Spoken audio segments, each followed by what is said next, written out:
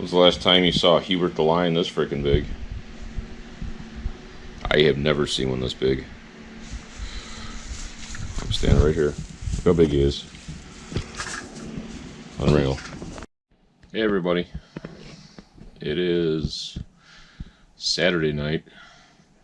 Sitting here watching Life PD. Love that show. Figured I'd try to get some work done. Some eBay work. Got to keep those eBay algorithms happy. If you don't constantly list new items, they don't promote your listings. So makes sense. Show you something I just pulled off the shelf. Forgot I had these. I don't know if I'm allowed to show them. I think we should be okay. Are these things cool or what? They're 1950s pinup girl ashtrays. I think I originally had 4 or 5 of these sets, and I sold a couple sets at one of my sales a couple years ago. And I had these sitting on a shelf, and I forgot about them. Those are pretty cool. I think I'm going to list one set. I'd like to keep one of them. I'll probably keep the worst. Probably keep the worst one and sell the better one. I think this one's got a little bit of wear on it. This one's got a little spot on it right here. I'll probably keep that set and throw this up for auction on eBay. See how they do, I guess. There's something else I just pulled down that's pretty cool. I'll put these away.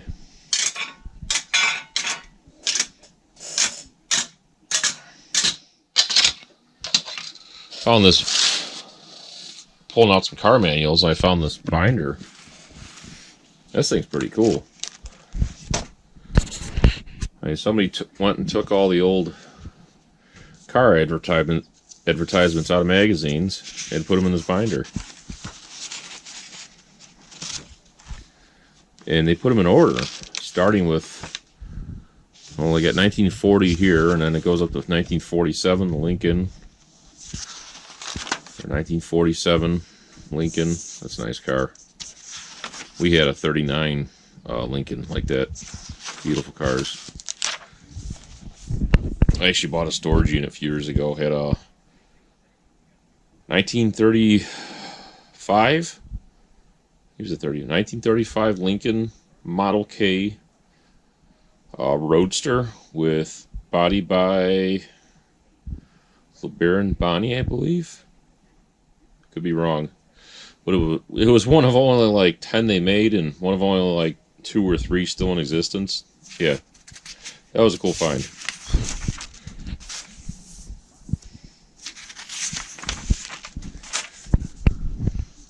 Yeah, but I think I'm gonna throw this up on there too.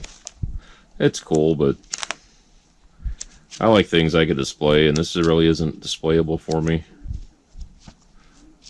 But that's pretty cool. Someone took some time to do all that, so it's pretty awesome.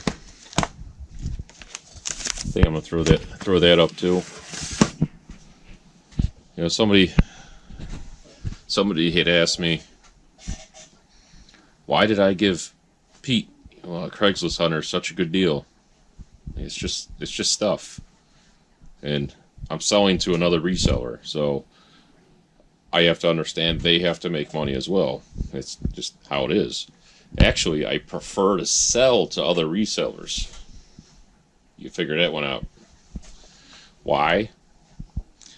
Because other resellers will keep buying off of you. Versus end user, they're only interested in that one item.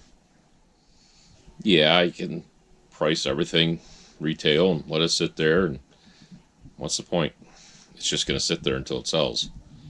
I don't have time for that. I want to sell the stuff so I can go out and buy more stuff and repeat the cycle.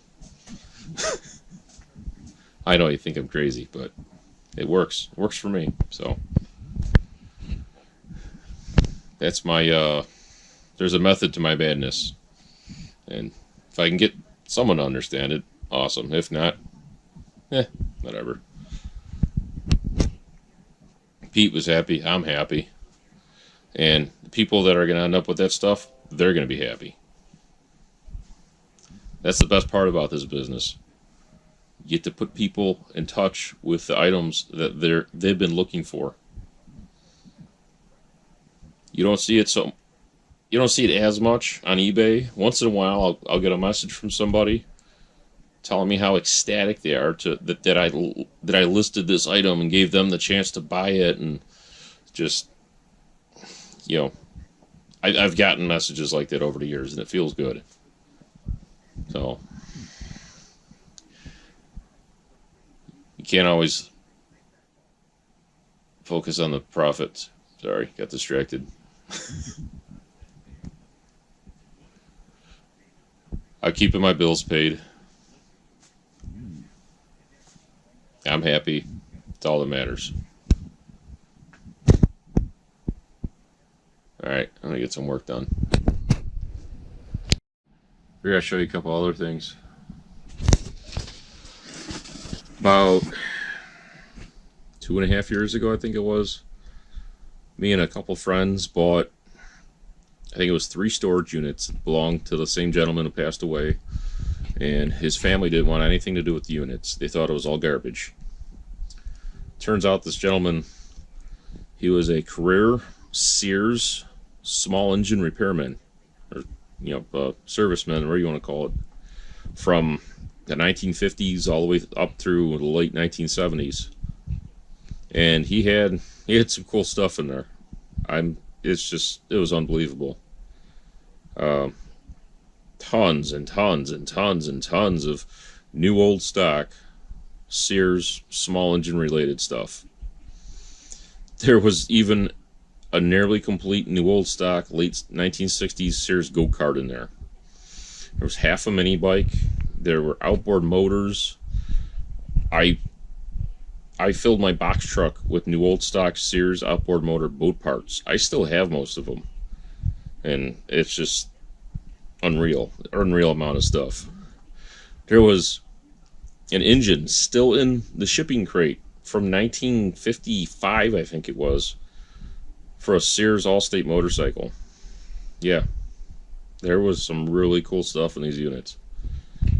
And just found these guys, reminded me of it. Basically a owner's manual or maintenance manual for a Sears Allstate motorcycle. But wait, there's more. Another, and then there's a Sears riding mower, the Evinrude catalog. Oh, another Sears Allstate motor scooter catalog, or manual. Yeah, found tons of new old stock Sears Suburban and Craftsman riding mower stuff. Still have a lot of it. So it just amazes me what you could find in these storage units sometimes, but you have to know what you're looking at, because everybody else thought it was junk. Oh, who likes license plates?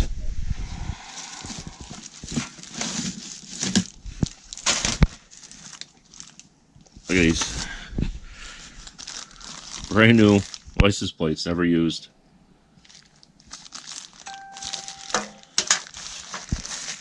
All vintage. Probably get around to listing these pretty soon.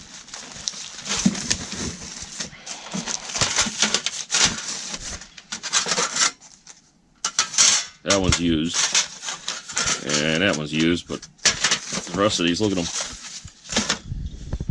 All brand new. It's a whole,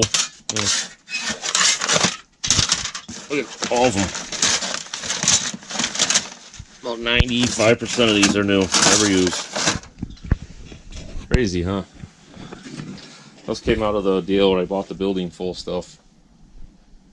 Brought them home to list them and just forgot about them. Yeah, I know. Too much stuff.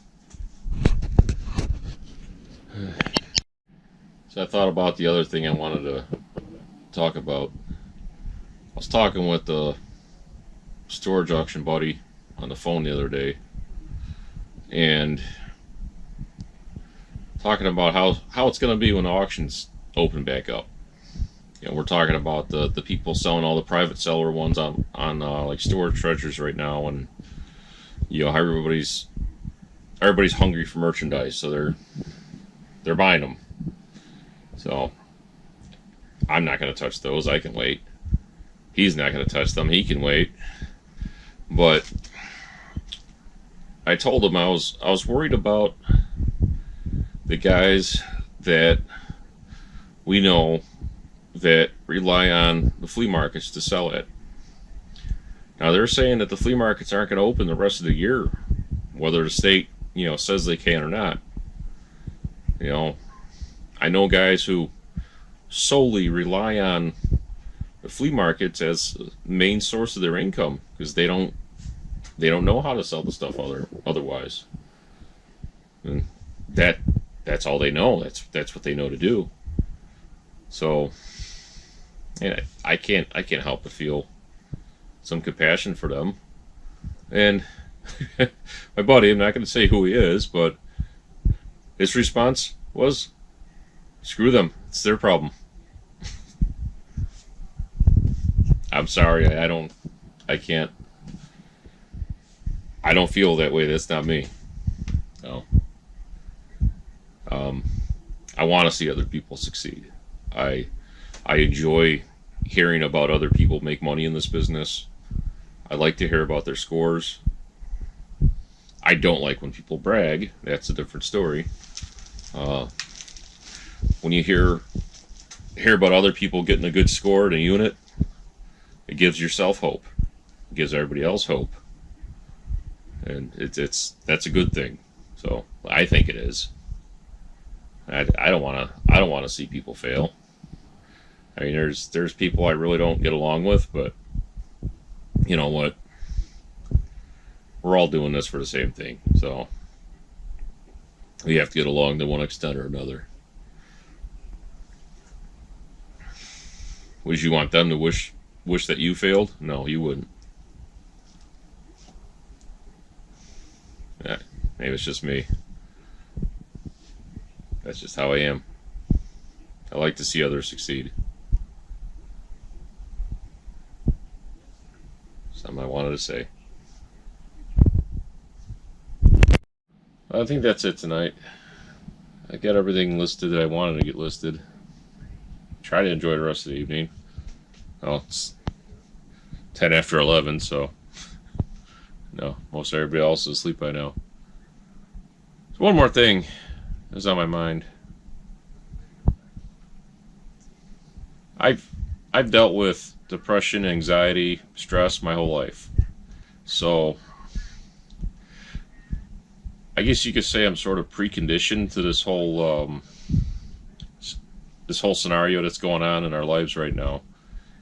And so I've learned how to deal with those issues my whole life.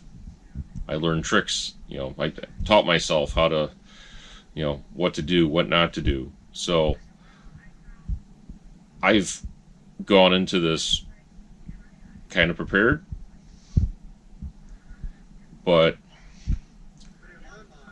I made a post on Facebook a couple weeks ago and said just that. I'm worried about my friends and family that haven't been preconditioned to these factors all their lives. And people laughed at it, and I was trying to be serious. You know, what I'm trying to say is if you have friends or family that you haven't heard from through this ordeal, maybe you should reach out to them, because maybe they're not okay. You know, because it is a problem. You know, people that haven't faced situations in their life that would cause reactions such as depression or anxiety or stress, you know, they're not going to know what to do. They're not going to be okay. So, you got a friend that you haven't heard from a month, 2 months now, reach out to them, see how they're doing. Ask if they're okay. You know, everybody could stand talking to somebody every so often. You know, nothing. There doesn't have to be a reason to reach out to somebody.